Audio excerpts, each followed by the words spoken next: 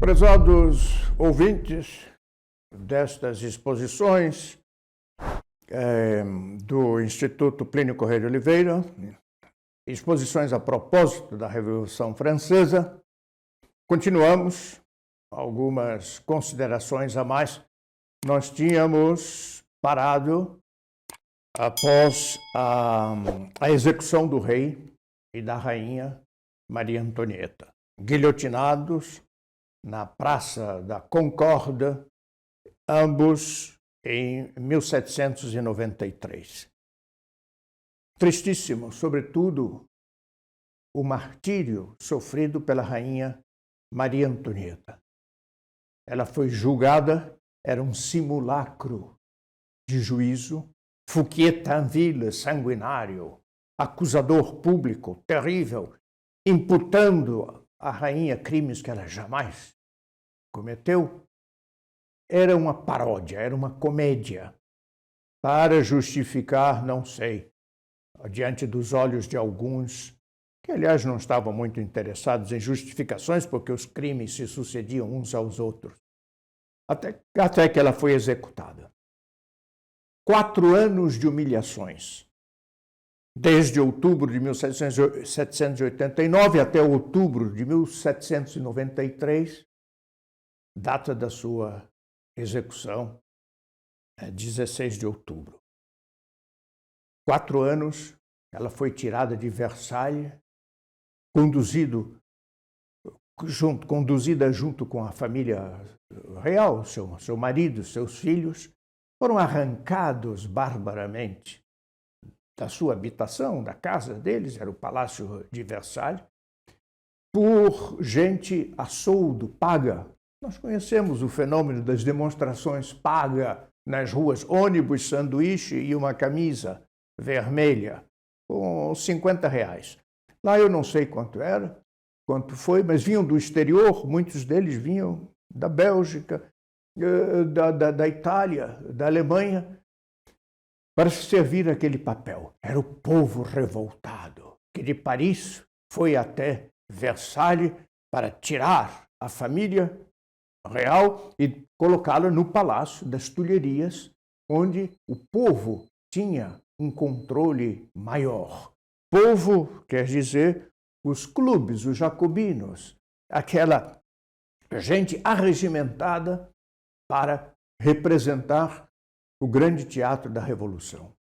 Enquanto estavam nas Tulherias cobertos de insultos, gestos obscenos que faziam, eles quase não podiam passear mais nos jardins muito bonitos das Tulherias, ir até os Campos Elíseos sem serem ofendidos.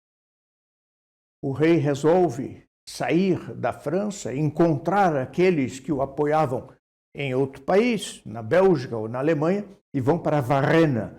E vão para Varennes, quer dizer, ele toma o caminho, o que foi conhecido como a fuga de Varennes. Mas o rei bonachão, eu apenas recordo o que já vimos, sem pressa, parando nos restaurantes, dando dinheiro, dando, como é que se diz, gorjetas para um ou outro servidor que o reconheciam. Finalmente foi preso, um retorno atroz, num calor enorme, atiravam imundícies dentro da carruagem utilizada pela família para escapar e, de volta às Tulherias, acontecimentos sucessivos, eles são presos no templo, aí já prisão, o templo tinha esse nome porque era dos templários da Ordem de Cavalaria, que lutava na Palestina, que lutava na Terra Santa, pela libertação dos santos lugares. Lá eles são presos, ela é separada dos filhos, ela é separada de seu marido, o rei, que é guilhotinado, e até que ela já não tinha ilusão, ela mesma é julgada e condenada. Durante todo o juízo, altaneira e cortês. Nenhum historiador, mesmo os que são contra a família, os historiadores marxistas contra a família real, historiadores marxistas, em geral, como Mathieu, não assinalam em Maria Antonieta, nem mesmo no rei, um gesto de falta de cortesia, uma reclamação, um protesto contra os horrores que sofriam. Nenhuma lágrima derramada por eles mesmos, quer dizer, com pena de si mesmos, isso não. Enfrentaram com altaneria, uma altaneria que comovia até mesmo aqueles carcerários encarregados de sua vigilância. Já dei exemplos, não vou repetir o número de carcerários que os ajudavam de modo escondido, porque se fossem apanhados pelos jacobinos poderiam ser punidos. Ela é finalmente posta na carreta, que a leva até a guilhotina, um porte muito nobre, há um desenho feito pelo pintor da Revolução, por assim dizer, oficial da Revolução, homem péssimo, David, mas que mostra a altaneira como se estivesse sentada num trono. Ela mesmo dizia: eu não tenho nada a me recriminar, nenhum dos crimes dos quais eu fui acusada são verdadeiros. Eu continuo rainha de França, embora destronada e humilhada. E assim ela se preparou para a morte, a sua alma já estava no além, quando a lâmina da guilhotina a tirou deste mundo. Ela teve um último gesto, este eu não narrei, chegando ao cadafalco. Imagina, ela ela estava só no último mês, sem uma amiga, uma das acompanhantes, como a princesa de Lamballe, Madame de Tourzel, que a acompanharam sempre, sem os filhos, sem seu marido. Ela tinha 38 anos apenas. Imagina a situação dessa mulher, ela chegando no cadafalso, subindo aqueles degraus, a morte estava ali, ela tropeça e se apoia no braço do carrasco, Samson, famoso, e ela se apoia involuntariamente, diz para ele: perdoe-me, Senhor, eu o machuquei? Isso está consignado por inúmeros historiadores, eu diria que quase unanimemente. Até lá, esta que representava a tirania da monarquia, tirania exercida contra o povo, na hora da morte, de uma morte injusta e horrorosa, humilhada, sem consolo, ela não teve um sacerdote para acompanhá-la, como teve o rei. Ela tropeça, quase cai instintivamente, se apoia no braço de Samson e pede perdão e pergunta: será que eu o machuquei? Bem, é preciso que nós consideremos hoje a Revolução Francesa em um dos seus em uma de suas características parabólicas. Quer dizer, a Revolução Francesa é o princípio do professor Plínio Correia de Oliveira, ela foi uma parábola da história. Quer dizer, o que aconteceu na Revolução Francesa serve de ilustração para conhecermos o que se passou nos séculos posteriores. Século XIX, século XX e hoje, no século XXI, ainda os personagens, as situações, as jogadas políticas, as traições, as falsidades se repetem. Nós vamos ver hoje o que foram os girondinos. Os girondinos tinham esse nome por causa de uma região da França chamada Gironda. A Gironda é no sudoeste francês, banhada pelo Oceano Atlântico, e na região da Aquitânia, e deu o nome aos girondinos. Os girondinos eram moderados. Eles não eram nem os jacobinos radicais, nem os monarquistas. Os girondinos queriam a república, sim. Tinham uma implicância com a monarquia. Tinham sido muito influenciados pela moda. A moda da época era ser revolucionária, lançada pelos escritores de prestígio como Voltaire, Rousseau. aqueles que escreveram Diderot, que eram considerados por todos até mesmo pela nobreza. Eles, os girondinos, queriam uma república, mas não queriam matar o rei. É a posição dos moderados. Sangue, não. Mas um exílio do rei, sim. Eles prometeram, nós vimos isto da penúltima vez, creio, eles prometeram votar na Assembleia contra a morte do rei. E se 3 ou 4 deles tivessem cumprido este seu desejo e a palavra votando contra a morte do rei, o rei não teria sido guilhotinado como foi. Mas os jacobinos os forçaram. Os jacobinos, com uma lógica férrea, revolucionária, levaram-nos a votar a morte do rei. E assim foi. Eles cederam às instâncias dos radicais.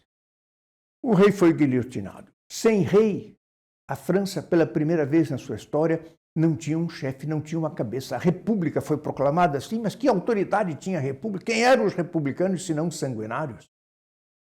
Um dos grandes autores sobre a Revolução Francesa, são 2 irmãos, Goncourt.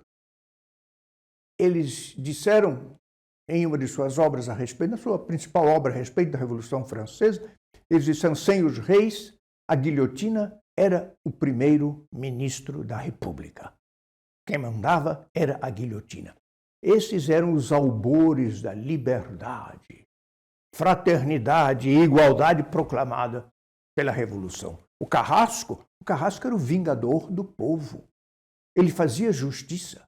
E assim, a guilhotina foi posta em 3 praças diferentes de Paris. Essas praças lá está perto, uma delas perto das Tulherias, a outra, a praça que chamava Praça do Trono, mas eles mudaram o nome chamando a Praça da Queda do Trono, e uma terceira no Campo de Marte.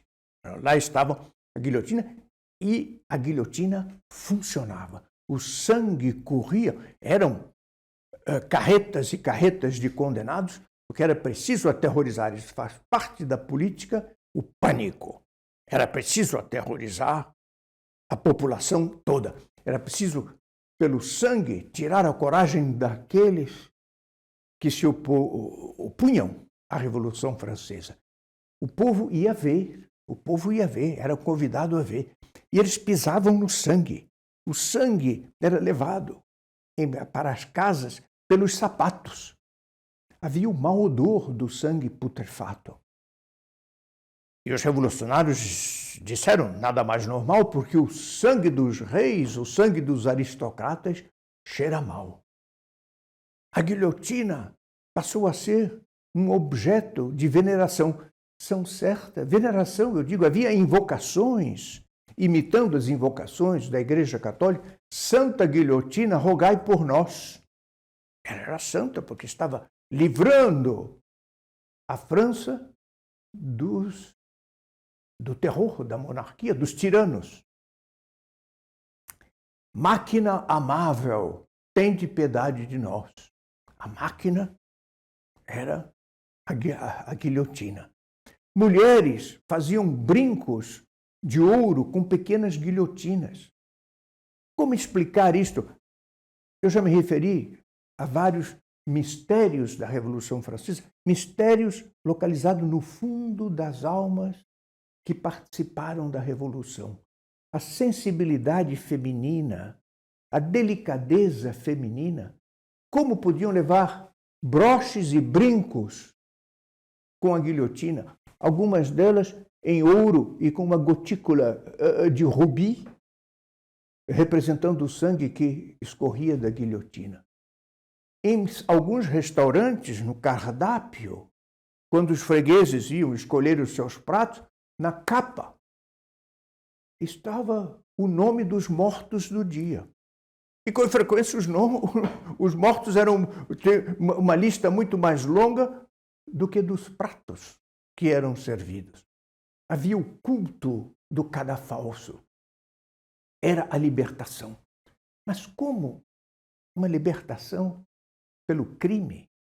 São mistérios que vale a pena aprofundar, embora não seja o momento. Ora, os gerondinos moderados, eles não queriam isso, não queriam tanto sangue. Eles queriam a mudança das leis, reformas.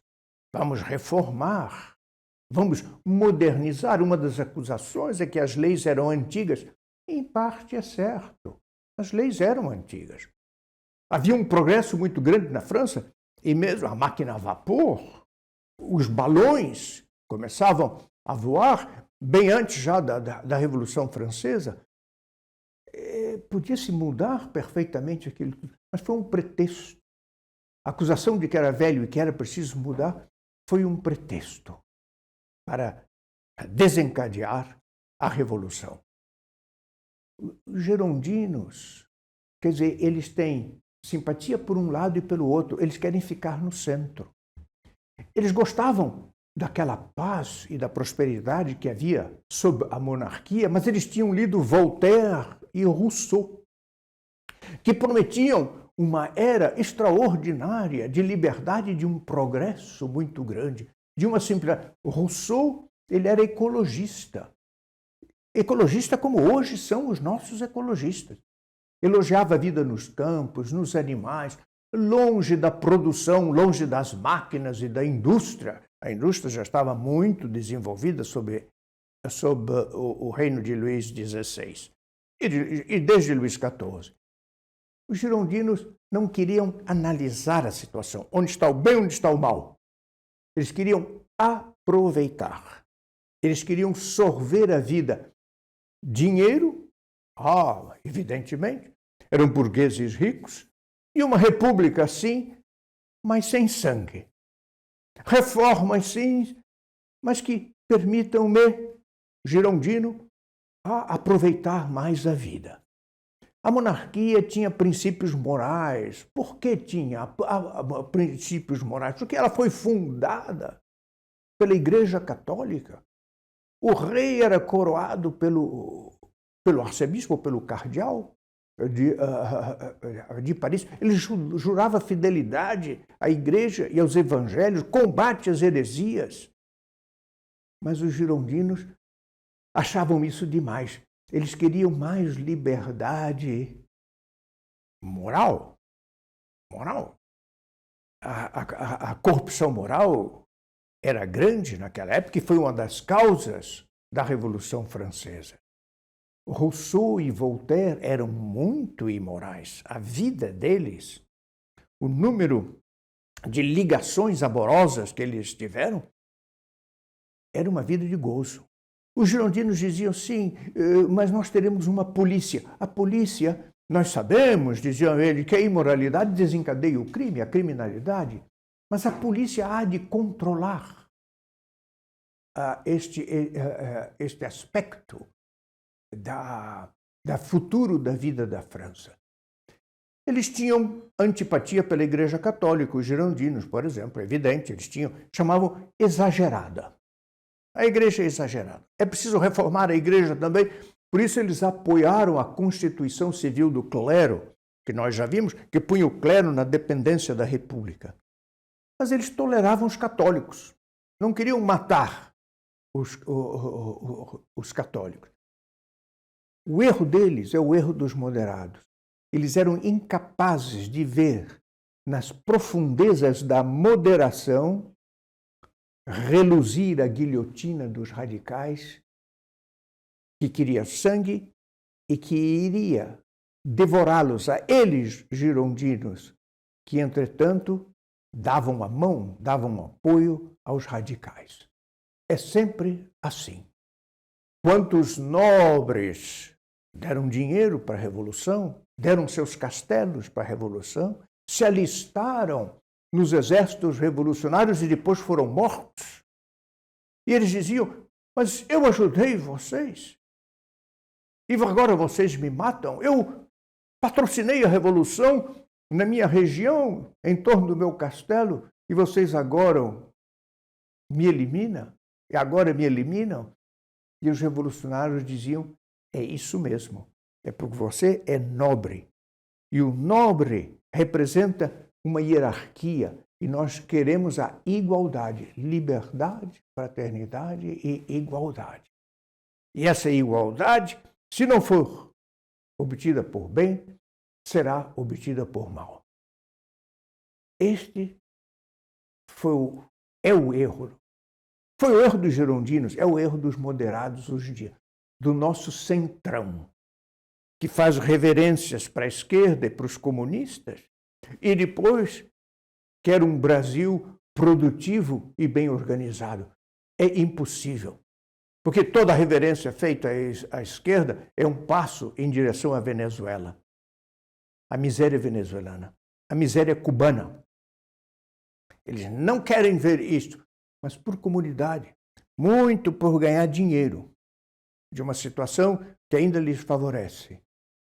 Eles, assim como os girondinos foram eliminados, e nós veremos como eles também serão eliminados. É uma regra da história infalível.